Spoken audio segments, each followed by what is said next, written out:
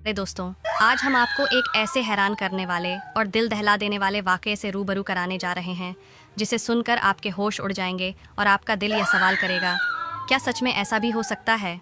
एक गरीब मेहनतकश विधवा महिला की 3 जवान बेटियां जो अभी शादी के मुकाम पर भी नहीं पहुंची थीं, अचानक ऐसी हालत में आ गईं जिसे जानकर कोई भी हैरान रह जाए। न उनका बाहर किसी से मिलना जुलना था, न घर से ज्यादा बाहर निकलना। फिर यह सब कैसे हुआ? कौन था जिसने भरोसे की चादर में दरिंदगी छुपाई? क्या यह उसका असली बाप था, या कोई सोतला भाई, या फिर कोई मामा, चाचा, या फिर कोई अपना जिस पर कभी भी ऐसा शक नहीं किया जा सकता था। यह घटना पूरी बस्ती को हिला देने वाली थी और इसने यह साबित किया कि हर दरिंदा बाहर नहीं होता। कभी कभी वह खतरा वहीं होता है जहां हमें सबसे ज्यादा भरोसा होता है। यह कहानी एक मेहनती मगर टूटे हुए दिल वाली माँ सकीना की है, जो जिंदगी के कई दर्द भरे लम्हे झेल चुकी थी। उसका पहला पति कई साल पहले दुनिया से रुखसत हो चुका था। उसे एक बेटा था, अरसलान, जो हमेशा उसके साथ रहा। जब सकीना ने दूसरी शादी की, जिससे उसे 6 बेटियां हुईं, तब भी अरसलान उसी घर का हिस्सा बना रहा। दूसरा पति भी ज्यादा वक्त तक उसका साथ नहीं दे सका और सकीना फिर से विधवा हो गई। लेकिन उसने कभी अपनी बेटियों की परवरिश में कमी नहीं की। दिन रात मेहनत करती, दूसरों के घरों में काम करके जो थोड़ी बहुत कमाई होती, वही उनके लिए सब कुछ थी। सब कुछ जैसे तैसे चल रहा था कि अचानक एक दिन उसकी सबसे बड़ी बेटी की तबीयत बिगड़ने लगी। सकीना उसे इलाज के लिए शहर ले गई, लेकिन डॉक्टर ने जो कहा उसने उसकी दुनिया ही पलट दी। आपकी बेटी उम्मीद से है। ये सुनकर जैसे सकीना की दुनिया थम सी गई। उसकी जवान और पर्दानशीं बेटी, ये कैसे हो सकता था? पहले तो सकीना ने गुस्से में आकर बेटी को डांटा, रुलाया, लेकिन जब बेटी बार बार यही कहती रही कि अम्मी, मुझे किसी ने नहीं देखा, मुझ पर विश्वास करें, तो सकीना का दिल टूट गया। अभी यह सदमा कम नहीं हुआ था कि कुछ ही दिनों बाद उसकी दूसरी और फिर तीसरी बेटी भी उसी हालत में पाई गई और तीनों बेटियों की जुबान पर एक ही बात थी, अम्मी, हमें कुछ नहीं पता, खुदा की कसम हमें कुछ भी याद नहीं। सकीना के लिए यह सब अंदर से इतना तोड़ देने वाला था कि वह कई दिन तक रोती रही, सोचती रही, लेकिन उसे कुछ समझ में नहीं आया। फिर एक दिन जब उसने हिम्मत करके इंसाफ की उम्मीद लेकर जालंधर के बादशाह शाह फरोज के दरबार में पहुंच गई। दरबार में सभा सजी हुई थी। बादशाह अपने तख्त पर बैठकर लोगों की फरियादें सुन रहा था। अचानक बीबी सकीना दरबार में दाखिल हुईं।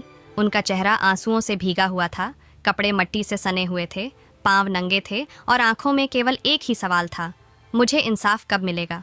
बादशाह ने उन्हें देखा और पूछा, माँ जी, आप क्यों रो रही हैं? आपको क्या दुख है?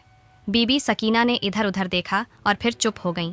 मंत्री आगे बढ़े और बोले, अम्मा, दरबार में आई हैं, जुबान खोलें, बताएं क्या तकलीफ है। लेकिन बीबी सकीना ने कहा, बादशाह सलामत, मैं आपसे अकेले में बात करना चाहती हूँ। मेरे दुख का मामला ऐसा है कि अगर मैं इसे सबके सामने बताऊं तो मेरे घर के दर और दीवार भी शर्म से लरज जाएंगे। बादशाह हैरान हुआ, लेकिन महिला की दर्द भरी आवाज़ और चेहरे का गम देखकर उसने कहा, इस माँ को मेरे कमरे में लाया जाए, मैं इसका दुख सुनना चाहता हूँ। 2 सिपाही बीबी सकीना को बादशाह के विशेष कक्ष में ले गए।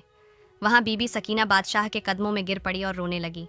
बादशाह का दिल पसीज गया और उसने कहा, माँ जी, आपकी फरियाद मेरी फरियाद है। जो कुछ हुआ है सच सच मुझे बताएं। अगर मेरी सल्तनत में कोई दरिंदा छुपा बैठा है तो मैं उसे निकालकर इबरत का निशाना बना दूंगा। बीबी सकीना ने कांपते हुए कहना शुरू किया, बादशाह सलामत, मैं एक बेवा महिला हूँ। मेरे पहले पति का निधन कई साल पहले हो चुका था। उससे मेरा एक बेटा था जो अब मेरे साथ ही रहता है।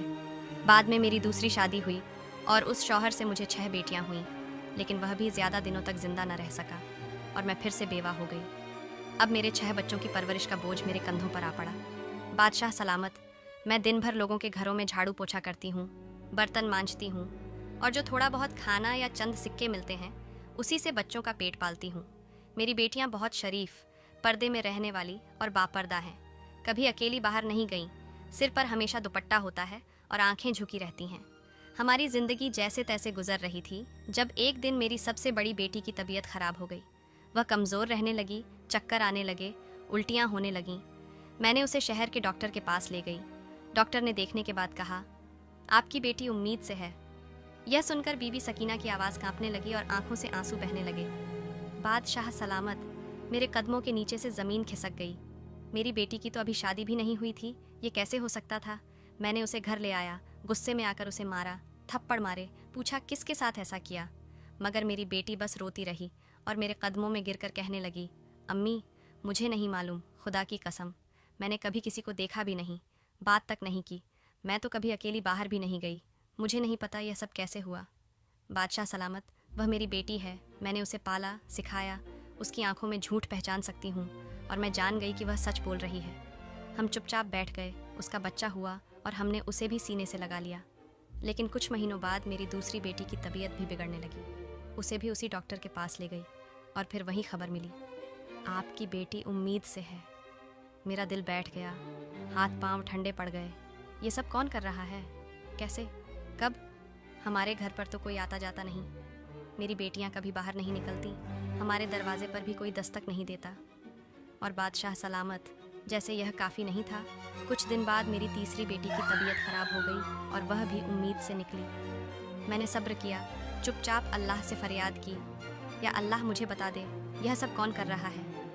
मगर सच छुपाने वाले का कोई निशान न मिला। अब मेरे सब्र का पैमाना लबरेज हो चुका है। मैं जानना चाहती हूँ कि वह दरिंदा कौन है जो मेरी बच्चियों की मासूमियत छीन कर चुपचाप गायब हो जाता है। मुझे इंसाफ चाहिए, बादशाह सलामत, मुझे इंसाफ चाहिए। यह कहकर बीबी सकीना बादशाह के कदमों में गिर गई और दरबार में खामोशी छा गई। बादशाह शाह फिरोज का चेहरा सख्त हो गया। उसने फैसला कर लिया कि अब यह सिर्फ एक माँ का मसला नहीं, बल्कि पूरी सल्तनत का सवाल बन चुका है। बीबी सकीना की बातें सुनकर दरबार में सन्नाटा छा गया। बादशाह शाह फिरोज अपनी जगह से उठा और गहरी सांस लेकर बोला, अम्मा, तुम अब आकर बोली हो जब 3 बेटियों की जिंदगियां बर्बाद हो चुकी। तुम्हें तो उस वक्त आना चाहिए था जब पहली बेटी उम्मीद से हुई थी। अगर तुम तब मुझे बता देती तो शायद बाकी दोनों बेटियों को यह दिन नहीं देखना पड़ता। लेकिन यह भी सच है कि तुम जैसे गरीब लोग बदनामी के डर से सच को छुपाए रखते हो, अपनी बेटियों की इज्जत बचाने के लिए खुद जहर पी लेते हो, और जब यह जहर अंदर से काटने लगता है तो तुम चीखने पर मजबूर हो जाते हो। अम्मा, तुम भी उन्हीं में से हो जो देर से आती हैं लेकिन फिर भी आ जाती हैं। बीबी सकीना ने शर्मिंदगी से अपनी नज़रें झुका लीं। आंसू बहते हुए वह बोली, बादशाह सलामत, आप ठीक कह रहे हैं, मुझे पहले आना चाहिए था, लेकिन अब जो हो चुका सो हो चुका। अब बस मैं यही चाहती हूँ कि मेरी बेटियों का वो मुजरिम पकड़ा जाए। वो दरिंदा कौन है जो चुपचाप हमारी जिंदगियां बर्बाद करके निकल जाता है? बादशाह ने उसकी तरफ देखा। उसके दिल में जोश उबलने लगा था और उसने कहा, अम्मा, अब यह मसला तुम्हारा नहीं, मेरी सल्तनत का है, और जब तक मैं जिंदा हूँ किसी दरिंदे को यह इजाज़त नहीं कि वह गरीब, लाचार और पाकीज़ा औरतों पर जुल्म करे और सज़ा से बच जाए। मेरा यकीन है कि अगर मेरी सल्तनत में एक भी ऐसी औरत बेबस हो तो मेरी बादशाही पर लानत है। तुम अब जाओ, आराम करो, अब तुम्हारा दुख मेरा दर्द है। बीबी सकीना खामोशी से अपनी चादर संभालते हुए आंखों में आंसू लिए वहां से रवाना हो गई। बादशाह शाह फिरोज वापस दरबार में आया, अपनी बादशाही की फरियादें सुनने लगा, लेकिन उसका दिल और दिमाग सिर्फ एक ही बात में उलझा हुआ था। आखिर वह कौन है जो दिन के उजाले में फरिश्ता बनकर आता है और रात के अंधेरे में दरिंदा बनकर एक माँ की 3 बेटियों की इज्जत लूट लेता है। बादशाह अपने कमरे में गया और फौरन वजीर जालम को बुलाया।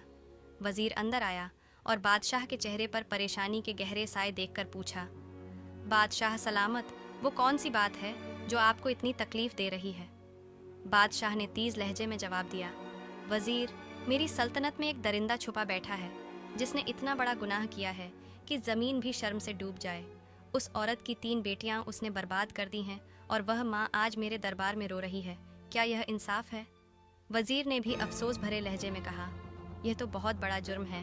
बादशाह सलामत, अब बताइए हमें क्या करना चाहिए? बादशाह ने गुस्से से जवाब दिया, मुझे यह मालूम करना है कि वह शख्स कौन है, कब आता है और कैसे अंदर घुसता है। वह दीमक की तरह उस घर को खा रहा है और हमें उसे बेनकाब करना होगा। वजीर थोड़ा सोचने के बाद धीरे से बोला, बादशाह सलामत, दीवारों के भी कान होते हैं। मेरी एक तदबीर है, लेकिन मैं उसे सबके सामने नहीं बताना चाहता। बादशाह ने सिर झुकाते हुए कहा, मेरे करीब आओ और जल्दी बताओ। वजीर ने आगे बढ़कर बादशाह के कान में एक हिकमत ए अमली बताई, एक ऐसा तरीका जो न सिर्फ चुपचाप जाल बिछाएगा बल्कि दरिंदे को उसकी हरकत करते हुए पकड़ लेगा। बादशाह ने फौरन हुक्म दिया, जाओ और फौरन अमल करो। उसी रात वजीर जालम खामोशी से एक कुत्ता साथ लेकर बीबी सकीना के घर पहुंचा। दरवाज़ा खटखटाया। बीबी सकीना ने दरवाज़ा खोला और हैरानी से बोली, वजीर साहब, आप इस वक्त? वजीर जालम ने संजीदगी से जवाब दिया, अम्मा, जो दुख आप बादशाह सलामत को सना कर आई हैं, उसके बाद वह रात भर न सो सके। हम अब वह दरिंदा तलाश करेंगे, बस थोड़ा सा समय देना होगा। वजीर जालम के हाथ में बंधा हुआ कुत्ता देखकर बीबी सकीना हैरानी से बोली, वजीर साहब, ये कुत्ता क्यों लाए हो आप? अब इसका क्या करोगे?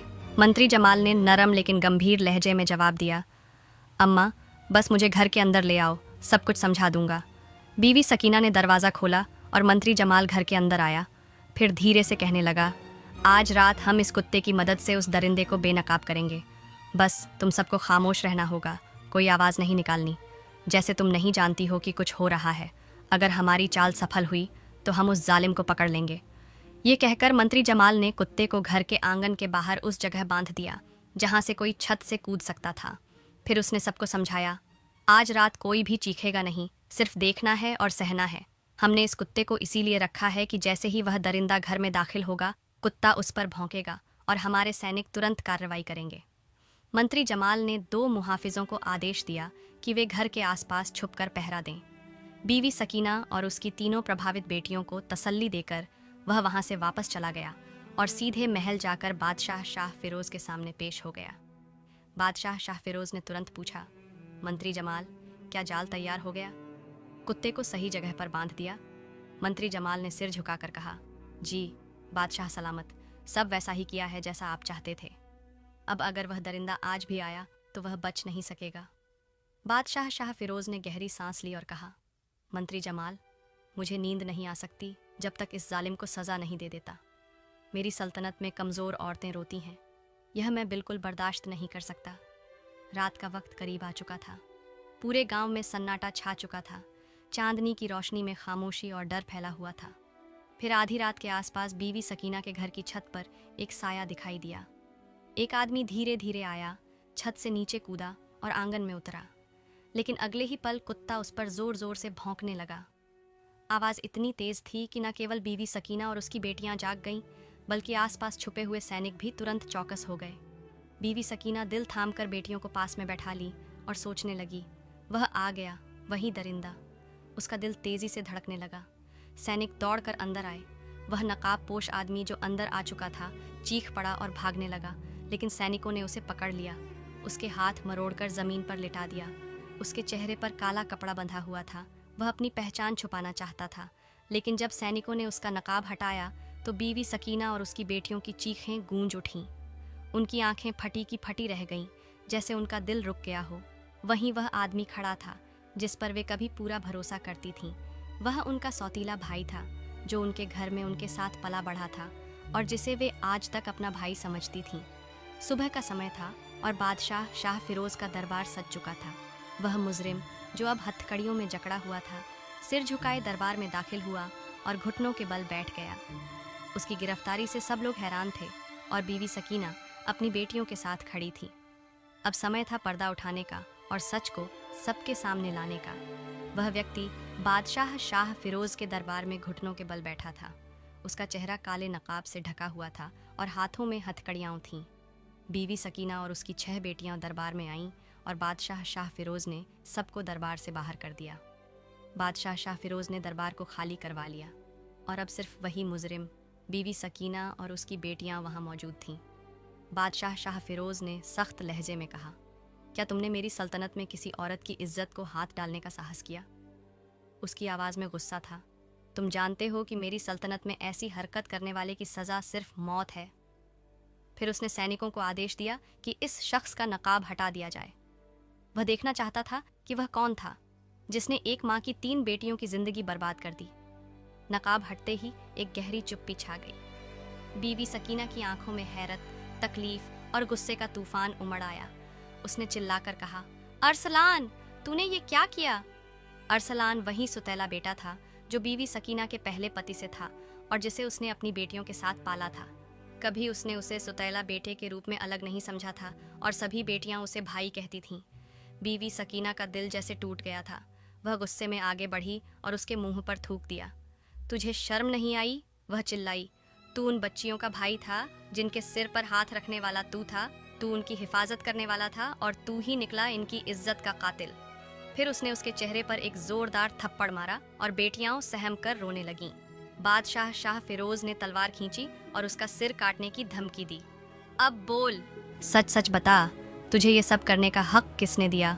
अरसलान की सांसें तेज हो गईं उसका चेहरा डर से पीला पड़ गया। कांपते हुए उसने जवाब दिया, बादशाह सलामत, मैं सकीना का सौतेला बेटा हूँ और ये सारी लड़कियाँ मेरी सौतेली बहनें हैं। मेरे वालिद का इंतकाल बहुत पहले हो गया था और सकीना ने मुझे अपनी बेटियों के साथ पाला। लेकिन मेरे दिल में अंदर ही अंदर नफरत और जलन पलती रही। जैसे जैसे बेटियां जवान हुईं और उनका हुस्न बढ़ा, मेरी नीयत बदलने लगी। मैं जानता था कि वो मुझे कभी अपनाएंगी नहीं, लेकिन फिर भी मैंने अपनी हवस को काबू में नहीं रखा। मैंने सोचा कि अगर मौका मिला तो मैं अपनी हवस पूरी कर सकता हूँ और कोई मुझे पकड़ भी नहीं पाएगा। अरसलान ने अपनी सारी गंदगी बादशाह के सामने खोल दी। मैं हकीम से वो बूटी लाता था जिसे सूंघने पर इंसान 4 घंटे तक बेहोश रहता है। मैं रात को छत से उतरता, सकीना और उसकी बेटियों को वो बूटी सूंघाता और जब सब बेहोश हो जाती तो मैं अपनी हवस की शिकार बनाता उस बहन को जिसे मैं चाहता था। फिर मैं उसे वैसे ही कपड़े पहना देता कि सुबह जब होश आए तो उसे कुछ समझ ही ना आए। मैं फिर ऊपर चला जाता और दिन में सब कुछ सामान्य बना रहता, किसी को कोई शक नहीं होता। ये गुनाह मैंने कई बार किया, महीनों तक। अगर आज रात वो छत पर बंधा कुत्ता नजर आता और मुझे ज़रा भी शक होता कि कोई जाल बिछा है तो मैं वापस चला जाता। लेकिन मैंने सोचा कि शायद कुत्ता बस पालतू है। मेरा ध्यान तो अपनी हैवानियत पर था, इसीलिए मैं पकड़ा गया। इतना कहकर अरसलान चुप हो गया था। बादशाह ने वजीर जमाल की ओर देखा और बस सिर से हल्का सा इशारा किया। वजीर जमाल ने तलवार नीम से खींची, आगे बढ़ा और एक ही वार में उस दरिंदे सौतेले भाई अरसलान का सिर धड़ से अलग कर दिया। दरबार में अब इंसाफ की गूंज थी।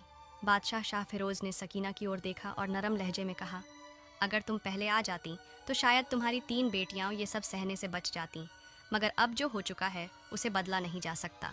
मैं वादा करता हूँ कि तुम्हारी तीनों बेटियों को वो खुशियाँ दूंगा जिनकी वो हकदार हैं।